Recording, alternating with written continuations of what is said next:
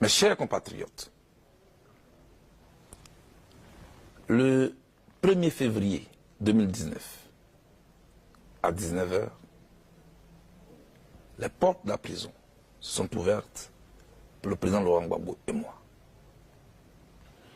Aujourd'hui, je peux enfin m'adresser à vous en homme libre.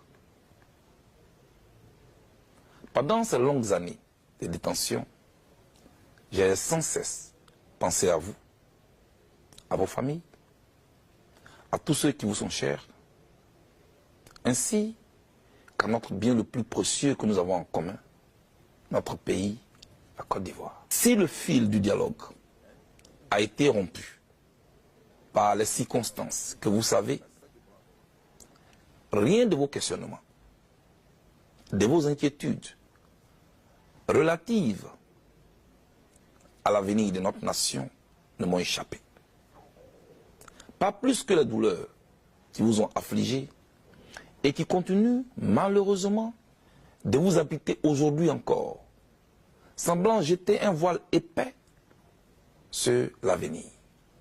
Notre avenir que nous sommes pourtant obligés de réinventer ensemble. C'est ce dialogue que je renoue aujourd'hui avec vous tous, sans exclusive. Quelle qu'a été votre opinion sur ce que j'ai vécu? Que vous m'ayez accablé ou que vous n'ayez jamais vacillé dans la confiance placée en moi, je suis heureux, très heureux de me retrouver en votre compagnie, en homme libre. Je conçois que dans notre pays ballotté, martyrisé par une tempête si féroce et interminable, chacun a eu 1000 raisons d'être mécontent et de se laisser gagner par la rage et la haine. Pourtant, ici et maintenant, mon message à votre endroit est d'abord un message d'apaisement.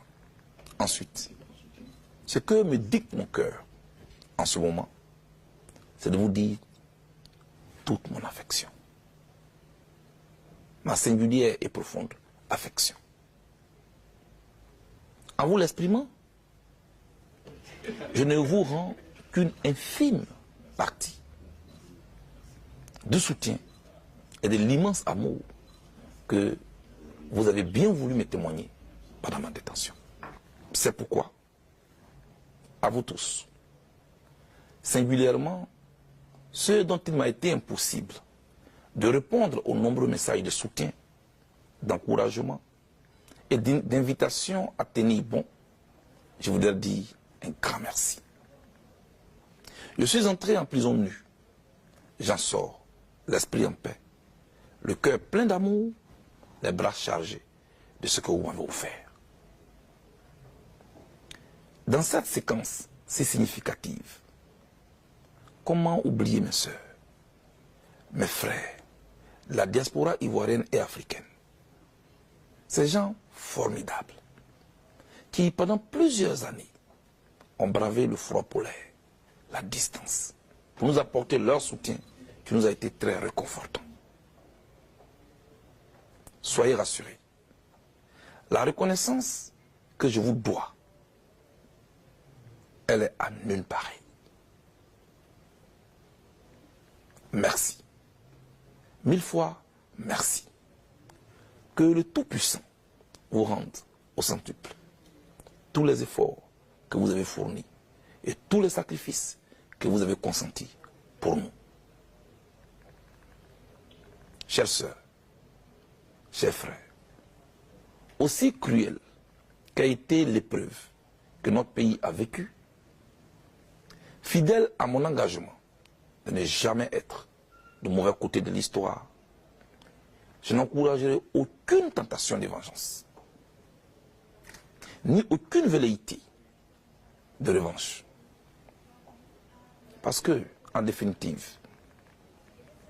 de vengeance en vengeance, de revanche en revanche, cela ne fera que précipiter notre pays dans l'abîme, dans le chaos.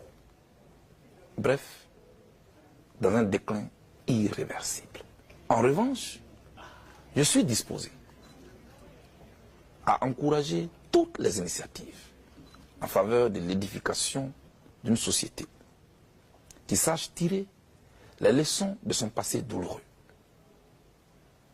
Pour moi, même si les circonstances de l'histoire nous ont imposé cette crise qui a retardé le développement de notre pays et qui continue d'endeuiller de nombreuses familles, nous ne sommes pas obligés de prolonger ce conflit. Ne nous y trompons jamais. Les sociétés qui avancent, les pays qui engrangent d'importantes victoires sur le marché concurrentiel de développement sont ceux qui savent tirer les enseignements, tous les enseignements, des événements douloureux qui jalonnent leur histoire et forgent leur communauté de destin. Chers compatriotes, mon engagement pour la paix et la réconciliation n'obéit à aucune démarche intéressée ni à aucune tactique politicienne. Il est sincère et appuyé sur des convictions fortes, ayant pour but de faire grandir notre pays.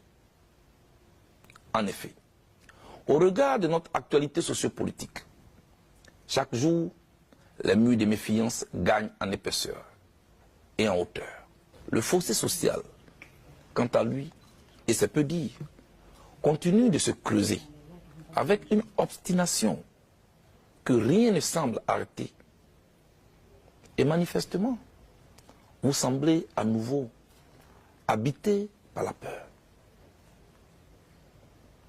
Cette grande hantise qui accompagne, comme d'habitude, les processus électoraux ivoiriens semble encore de retour. Est-ce une fatalité? Non, absolument pas. Une simple observation permet de comprendre que dans les pays présentant le même profil que le nôtre, où toutes les énergies sont organisées et tendues vers le développement, sont ceux dans lesquels ont été résolues les crispations, les tensions et les conflits relatifs aux faits démocratiques. Un exemple. Au Ghana voisin, l'organisation des élections est aujourd'hui un fait banal de la vie nationale. Chères sœurs, chers frères, chacun doit comprendre que le fonctionnement de notre démocratie naissante doit se faire autour de règles impartiales, au service de la quiétude des populations.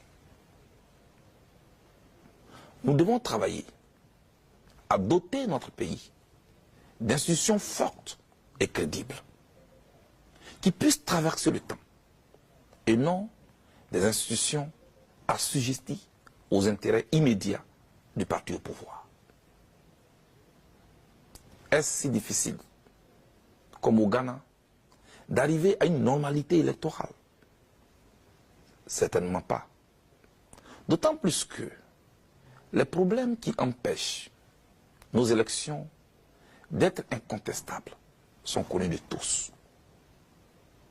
Ne manque que l'engagement pour les acteurs politiques ivoiriens les plus en capacité de changer les choses, d'accepter d'associer leur nom pour toujours à l'histoire de ce pays. Malheureusement, je sais qu'ils s'en trouveront pour moquer un tel rêve. C'est cela, la diversité d'opinions, que je respecte. Des postures du moment et d'une absence de projection vers le futur. Néanmoins, permettez-moi encore une fois d'insister et d'espérer qu'avec un peu de bonne volonté, d'engagement et de détermination, les fils et les filles de la Côte d'Ivoire se parlent de nouveau pour ramener notre pays sur les rails de la paix, gage de tout développement. Ainsi, nous pourrons envoyer à tous nos partenaires extérieurs le signal que nous sommes des best places où investir en toute confiance. Notre pays en a besoin. En ce qui me concerne, j'ai fait ma part. Et comme je l'ai toujours répété, je serai un instrument au service de la paix et de la réconciliation dans mon pays. Savoir reconnaître ses erreurs, assumer ses responsabilités, quelles qu'elles soient, voilà la voie vers la rédemption.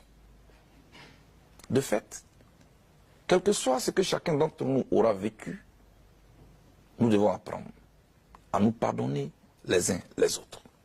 Et je le répète, quel que soit ce que chacun d'entre nous aura vécu, nous devons apprendre à nous pardonner les uns les autres.